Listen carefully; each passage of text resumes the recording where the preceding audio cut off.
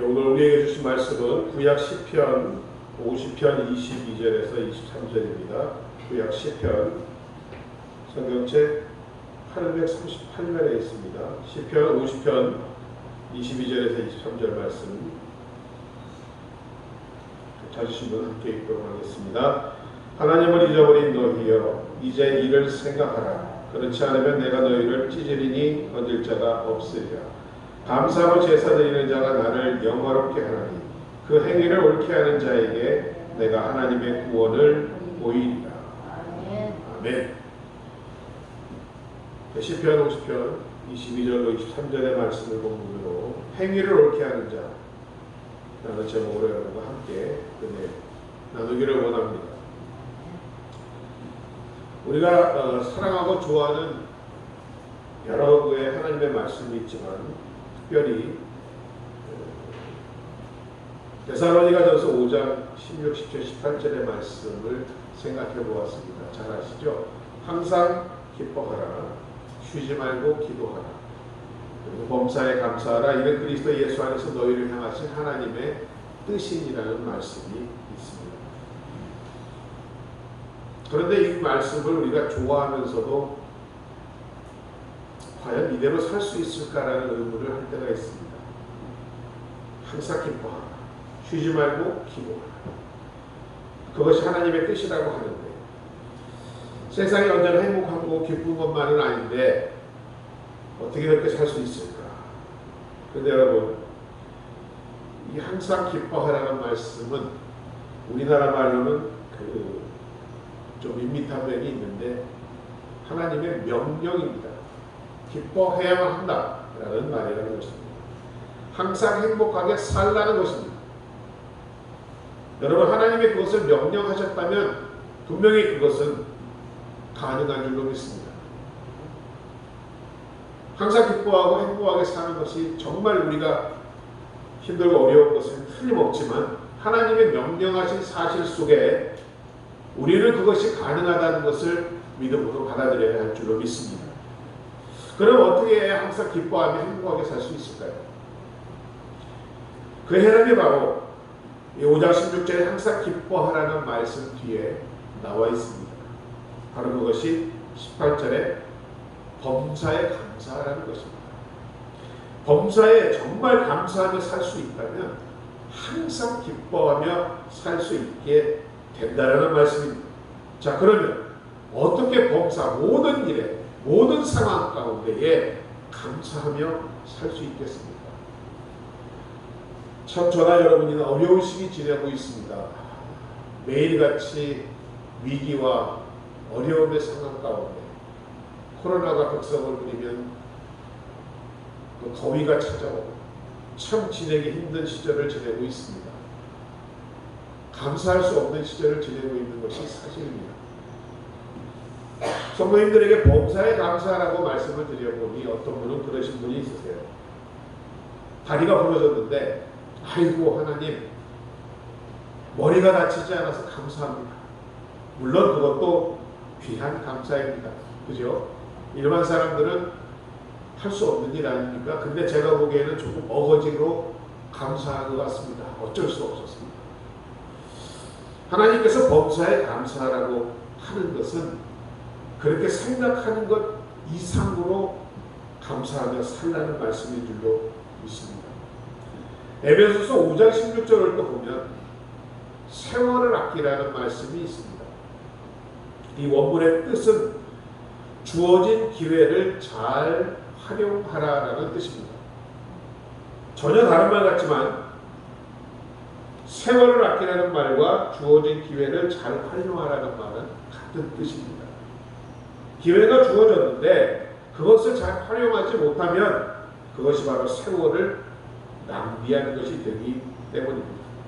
이 말씀에서 우리가 주목할 것은 바로 이 주어진 기회라는 말입니다.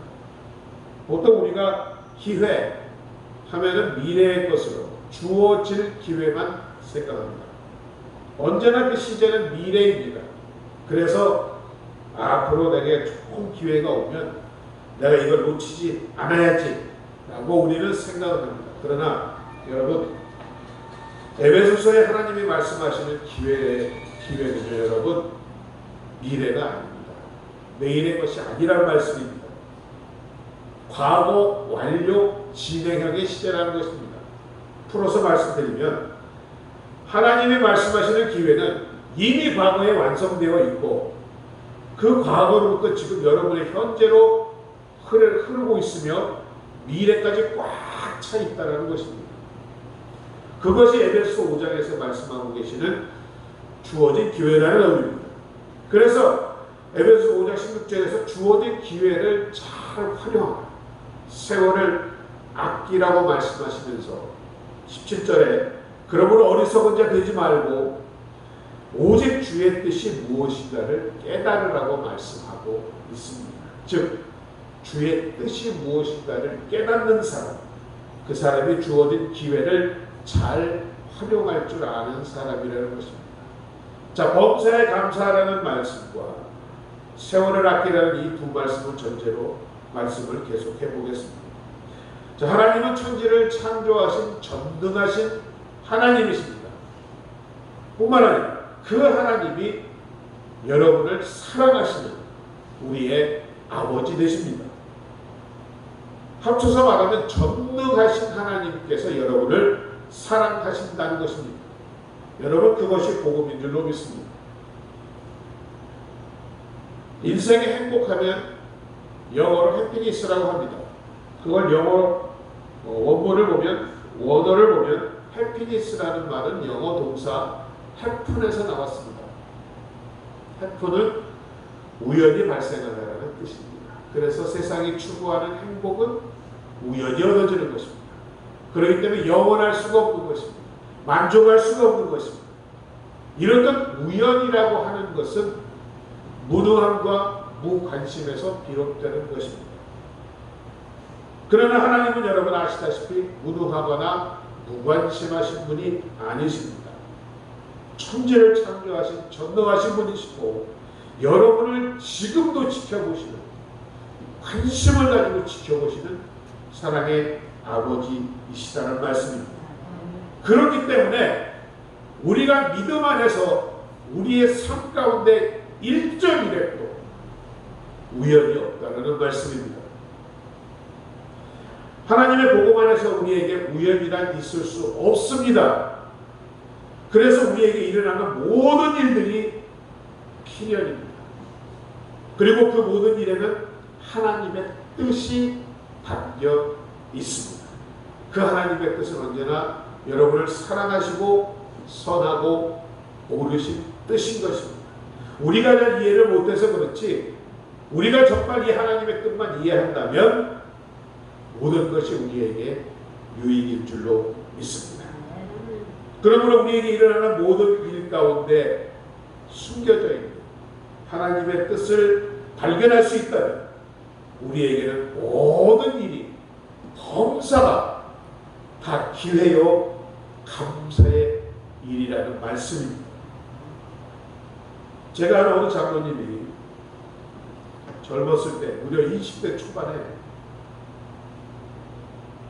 사업을 크게 성공하셨습니다. 동대문 시장에서 사업을 하셨는데 어느 정도 되면요, 여러분, 골프 가방 아시죠? 한 이 정도 되죠, 높이가. 골프채 10개가 들어가는 가방입니다.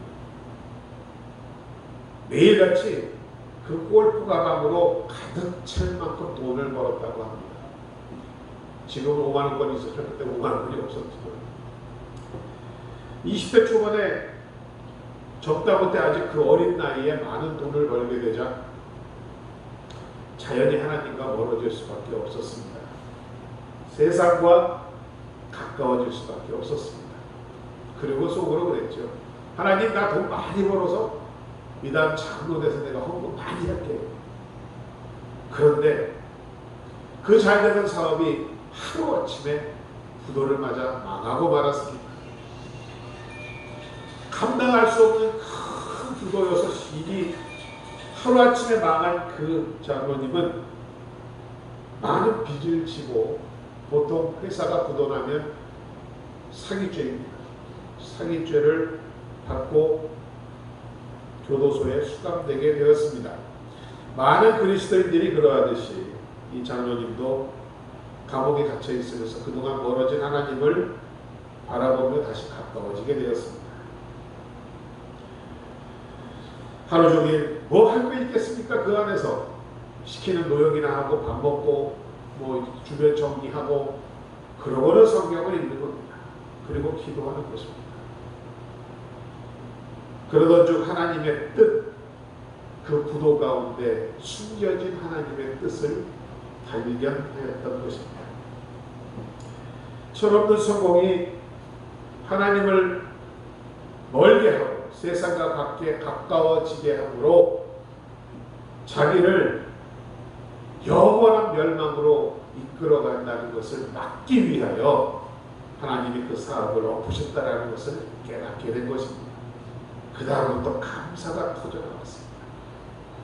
그 후에 이 장로님이 추록을 하게 되고 다시 사업을 시작하게 됐는데 하나님이 정말 이전보다 갑절의 복을 주셔서 전에 부도내었던 모든 빚을 다 갚을 수 있게 해주셨습니다.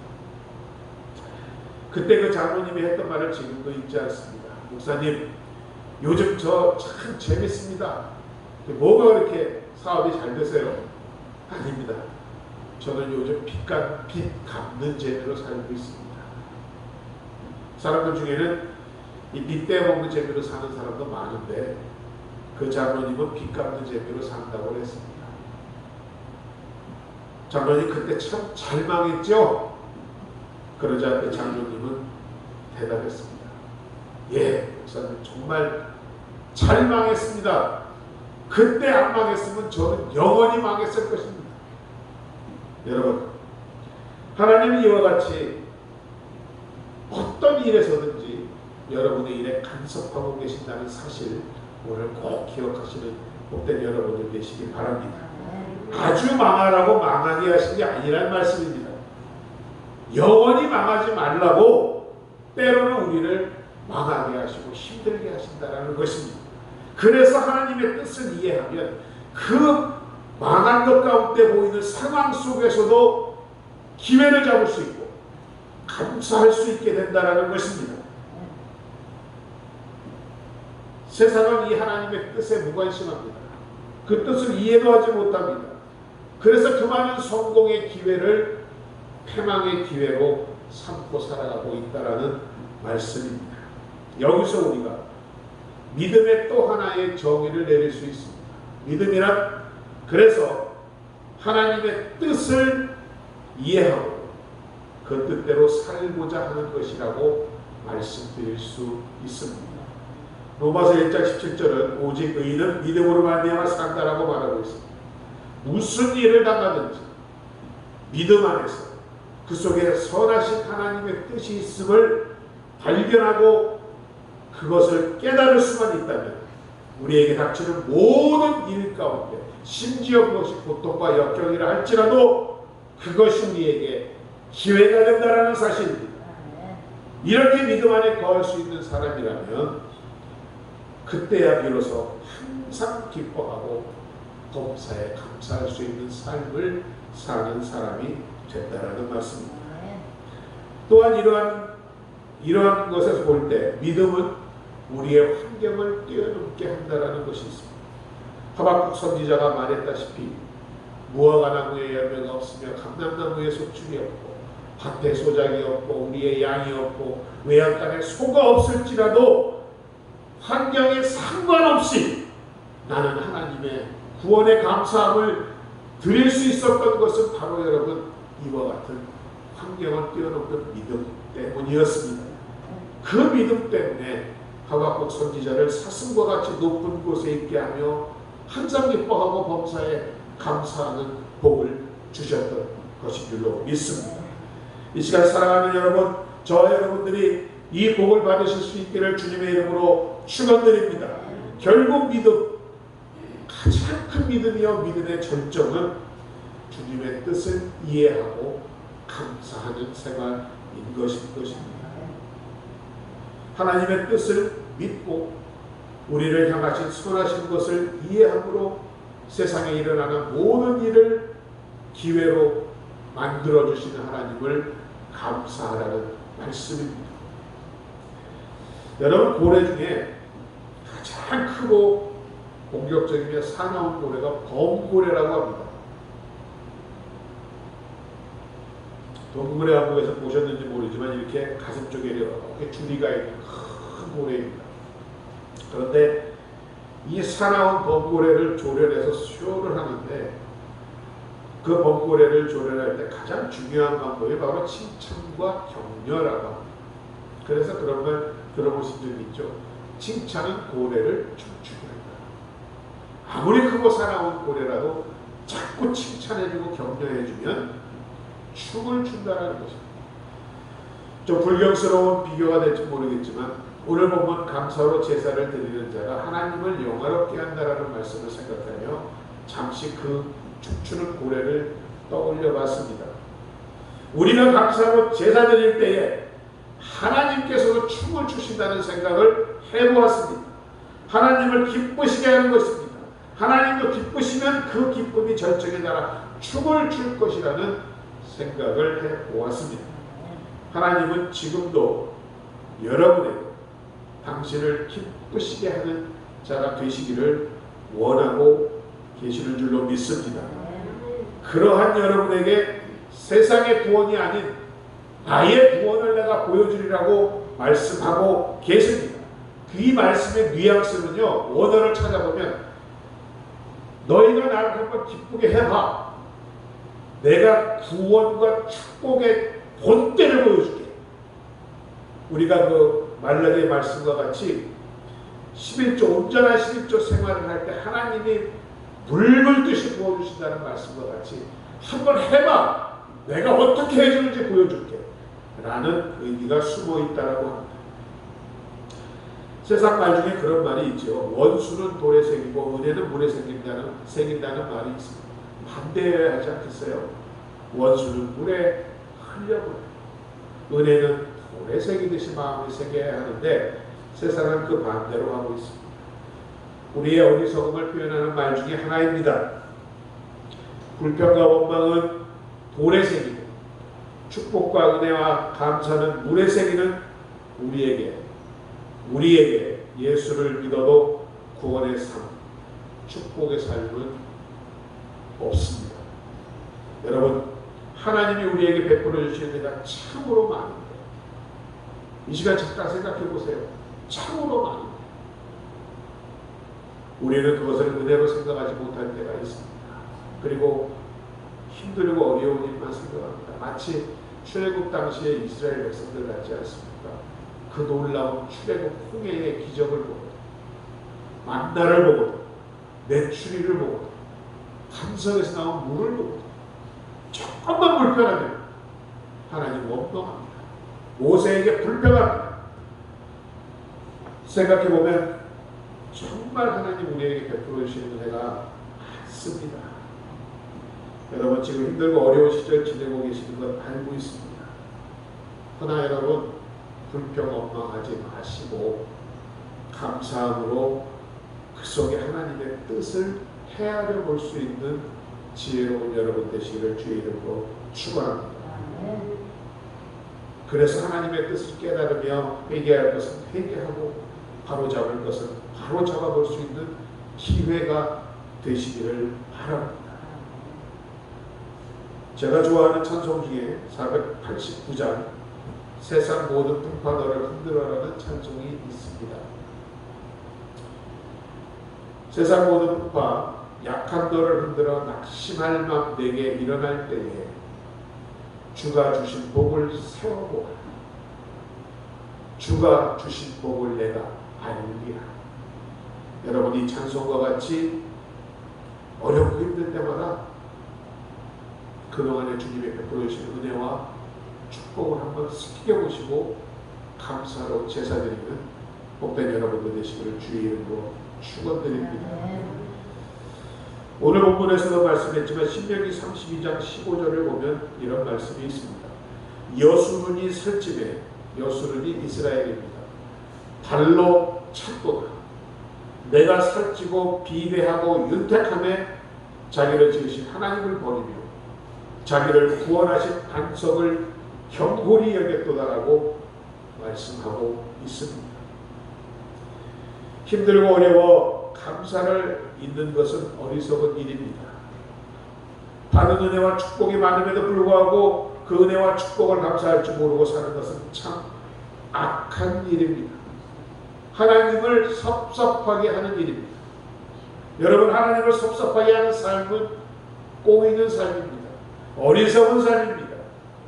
하나님을 기쁘시게 하는 삶이 지혜로운 삶이며 술술 풀려나가는 삶인 줄로 믿습니다. 보통 칭찬은 윗사람이 아랫사람을 이렇게 두드려주며 격려하는 행위입니다. 감사는요, 여러분, 아랫사람이 윗사람을 격려하는 행위입니다. 그래서 칭찬과 감사는 똑같은 것으로 칭찬과 감사가 있을 때에 아랫사람과 윗사람 모두 기뻐한다는 것입니다. 춤추게 할 수 있다는 것입니다. 하나님이 춤을 추시게 되면 하나님의 구원이 그 하나님을 춤추시게 한 여러분에게 나타난다는 것입니다. 감사로 제사를 드린 자가 하나님을 영화롭게 하나니 그 행위를 옳게 하는 자에게 내가 하나님의 구원을 보이니 오늘 말씀입니다. 감사로 제사 드리는 자가 바로 행위를 하나님 앞에 옳게 하는 자라는 말씀입니다. 시편 116편 12절 말씀과 같이 여호와께서 내게 주신 모든 은혜를 무엇으로 보답할꼬 내가 구원의 잔을 들고 여호와의 이름을 부르며 여호와의 모든 백성 앞에 나의 서원을 여호와께 갚으리로다. 하나님은 우리의 정말 자신보다 작은 이 믿음 위에도 복을 물 붓듯이 부어주셔서 나의 잔이 넘치나이다라는 고백을 할 수 있을 만큼 우리는 복을 받은 줄로 믿습니다. 넘치는 복을 받은 줄로 믿습니다. 남은 평생 그래서 하나님께 감사해도 모자라는 복을 받은 줄로 믿습니다. 감사로 제사 드리는 자가 나를 영화롭게 하니 그 행위를 옳게 하는 자에게 나의 구원을 보이리라. 여러분, 결국 감사는 믿음에서 나오는 것입니다. 하나님을 얼마만큼 믿느냐, 그 믿음의 표징이 바로 감사라는 말씀입니다.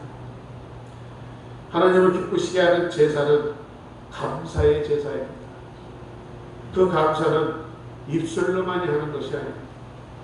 반드시 여러분의 행위로, 삶으로 나타내야 하는 것입니다. 그래서 감사로 제사 드리는 자가 그 행위를 옳게 하는 자라고 오늘 말씀하고 있습니다. 입으로만 하나님께 감사한 자 되지 아니하고 마음과 뜻과 정성을 다하여 하나님께 감사하는 삶을 사시는 여러분 되시기를 주의 이름으로 축원드립니다. 감사를 아는 사람은 그래서 하나님께 기도합니다. 나를 부인하고 나의 십자가를 기쁨으로 지게 됩니다. 그러나 이런 사람들조차도 자칫 잊어버릴 수가 있는 것이 있는데 그것은 바로 하나님의 선하신 은혜, 이거에 대한 분별이 바로 오직 감사를 통해서만 이루어진다는 사실입니다. 그래서 참 감사하는 사람은 만사에 있어서 하나님께 영광을 돌려드리는 사람인 줄로 믿습니다. 하나님은 그런 여러분의 마음을 가볍게 여기지 않으실 것입니다. 기뻐 받아주실 것입니다. 여러분의 감사 때문에 하나님은 춤을 추실 것입니다. 그리고 약속하신 그 구원과 축복을 여러분에게 본때를 보여주실 것입니다. 그 축복함이 차고 넘쳐서 우리 자손들과 그 자손의 자손들까지도 이 복을 이어받는 여러분 되시기를 주의 이름으로 간절히 축원드립니다. 늘 감사함으로 하나님께 제사드려 하나님을 영원하게 하고 하나님을 기쁘시게 하여 이 하나님의 구원과 축복의 증인되는 삶을 사시는 여러분 되시기를 주의 이름으로 축원드립니다. 설교를 마치며 안희숙 선생님의 그 찬송가 가사가 생각이 났습니다. 내일 일은 난 몰라요. 이 안희숙 여사가 일제 시대 때 감옥에 갇혀서 고문을 당할 때 만든 찬송시입니다. 내일은 난 몰라요. 하루하루 살아요. 불행히 나 요행함도 내 뜻대로 못해요. 험한 이 길 가고 가도 끝이 없고 고뇌해요. 주님 예수 할례미사 내 손 잡아 주소서. 내일 일은 난 몰라요. 장래일도 몰라요. 아버지여 날 붙드사 평탄한 길 주옵소서. 저희 어머니가 살아계실 때 늘 이 노래 부르시면서 이 찬송 부르시면서 이렇게 우시더라고요. 그때는 저는 이해를 못했습니다. 그러나 지금은 이해합니다. 하루하루의 삶이 정말 내일을 모르는 삶과 같습니다. 안희수 여사의 기도의 찬송시의 기도와 여러분 기도하실 때 우리 째째하게 이것저것 달라고 징징대는 기도하지 마시고, 하나님 그동안 나를 살려주셔서 이 코로나 가운데서도 내가 안전할 수 있어서 감사합니다. 우리 자녀들 건강하니 감사합니다. 못생겼지만 지할일하니 감사합니다. 감사로 제사드리는 축복된 여러분 되시기를 주의 이름으로 축원드립니다. 아버지 하나님 은혜와 사랑을 감사드립니다. 이 무더운 여름 코로나로 극성을 하고 있는 이때에 주님 우리를 사랑하여 주셔서 주님의 날개 아래 보호하여 주심으로 아버지 하나님 건강하게 하시니 감사드립니다. 주님 코로나를 통하여 우리가 모여 예배함과 성도의 교제함이 얼마나 귀함을 깨닫고 있습니다. 다만 우리가 지금 흩어져 있지만 각자의 처소에서 하나님께 감사의 제사를 올리며 믿음을 보이고 하나님을 기쁘시게 하는 우리 모두가 될 수 있도록 주님 축복하여 주시옵소서. 그리하여 주님 언약하신 구원과 축복의 역사가 우리의 삶과 인생 가운데 우리의 자녀들과 그 자녀들 가운데 대대로 이어져 내리는 형통한 자의 축복이 우리 안에 있도록 주님 함께하여 주시옵소서. 예수님의 이름으로 감사드리고 기도드립니다. 아멘. 자, 우리 찬송가 347장 함께 찬양하면서 예비하시도록 하나님께 드리겠습니다.